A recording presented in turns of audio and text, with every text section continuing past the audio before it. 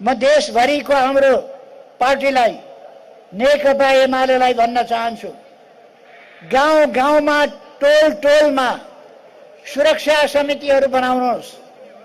टोल टोलमा सुरक्षा समिति र नेशनल भोलिन्टियर फोर्स बनाउनका लागि नेशनल भोलिन्टियर फोर्सका युवाहरूलाई पार्टीले सहयोग पुर्याउनुहोस्।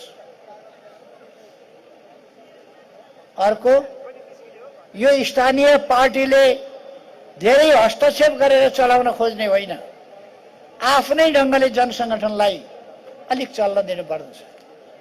तर भोलिन्टियर फोर्सले स्थानीय पार्टीका निर्णयहरू निर्देशनहरू तिनीहरूसँग पनि टक्कर आएर काम गर्दैन। पार्टीका नीति निर्देशनहरूलाई कार्यान्वयन गर्ने काम गर्दछ।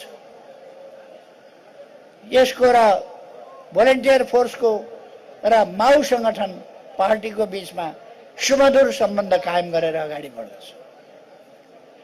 टोल सुरक्षा समितिहरू आफ्नै ढङ्गले उनको कार्यक्षेत्र टोल हो, टोल टोलमा सुरक्षा दिने हो। त्यसो भएर टोल टोलमा सुरक्षा समिति बनाउनुहोस् र सुरक्षा दिनुहोस्। चुनावका लागि म सबै पार्टी कमिटीहरूलाई भन्न चाहन्छु, चुनावका लागि बुथमा हरेक बुथमा कम से कम भोलिन्टियर 30 जना भोलिन्टियर कम्तीमा एउटा बुथमा 30 जना